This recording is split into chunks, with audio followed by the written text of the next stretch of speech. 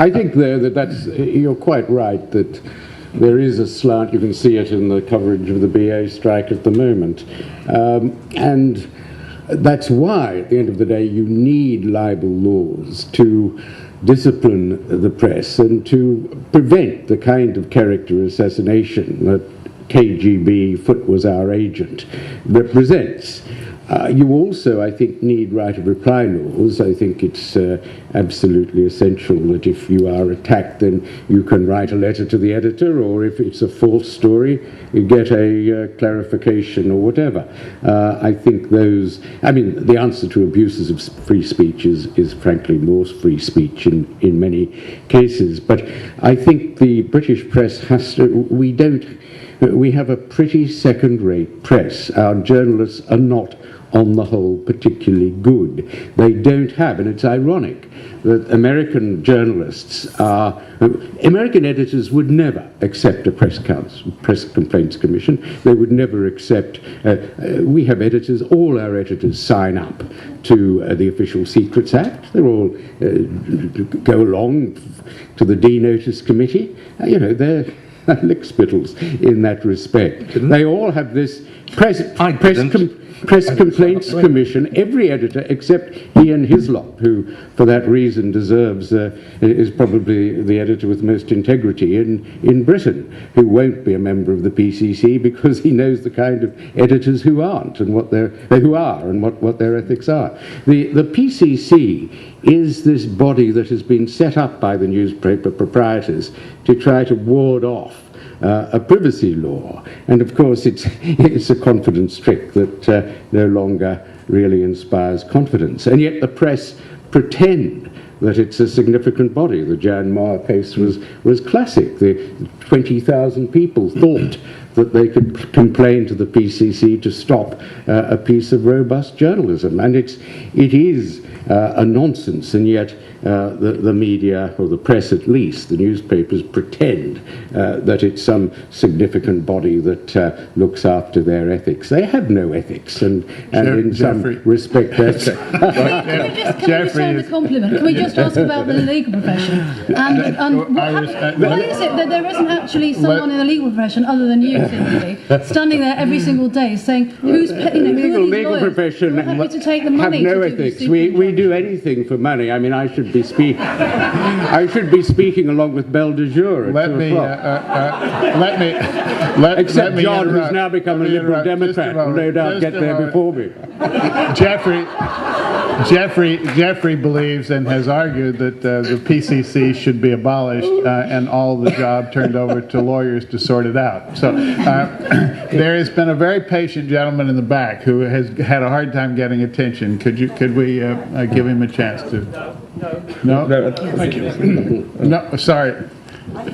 So, yes, all the way back, please. Can this gentleman, he's Please, I'll come right back to you. Thank you very much.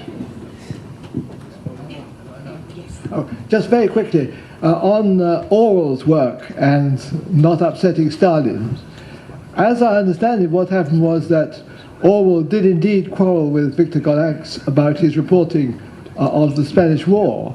But of course, Animal Farm came along later, and rather surprisingly, I believe it was first refused for publication by none other than T.S. Eliot as the director of Faber's. Thank you very much.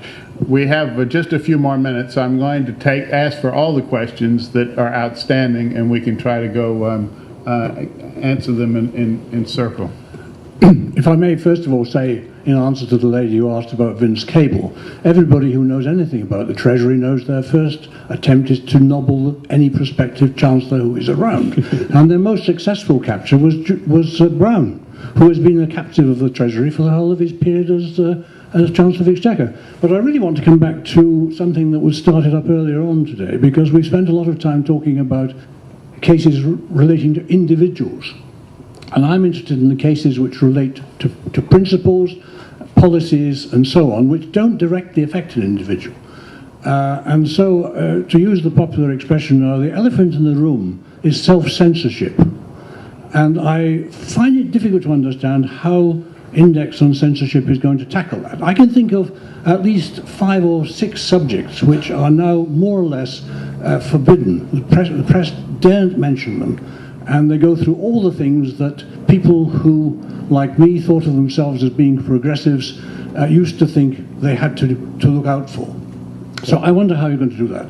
I mean, just to mention one particular case, which is not the ones he mentioned, there are two extremely interesting books that have been written about Israel recently, one of which I found here. The ethnic clearing of Israel, for example, and another one which is about the invention of the Jewish race, the Jewish people. Now, these will not be mentioned, and neither will there be a discussion on homosexuality as opposed to homophobia. There will not be a serious discussion on immigration. So there are a whole list of subjects which will just disappear from the public domain. Thank you very much. This gentleman here, please.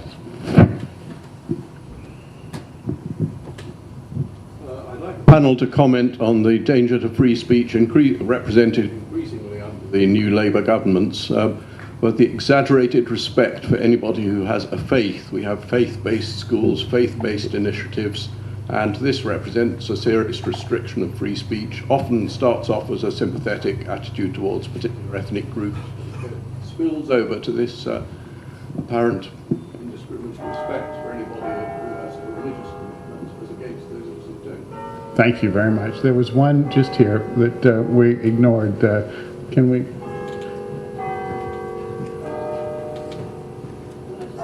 John Kampfner mentioned the First Amendment protection of the right to free speech, but sadly there was very recently an egregious vote by the 5 conservative members of the Supreme Court which undermined that to a very alarming extent. I think we're only beginning to see the effects of that, which is in essence treats corporations as private individuals, giving them the same right to free speech that people have. And there's a very good article, if anyone wants to read more about it, in the New Yorker of March 22nd. That's a portrait of John Stevens, who was the justice leading the minority opinion, and he wrote the longest, most bitter defense of any of the judgments in his long career. He was appointed by Gerald Ford as a conservative justice, and in comparison to the rest of the Supreme Court in the States now, he's not conservative, he's progressive, standing beside them.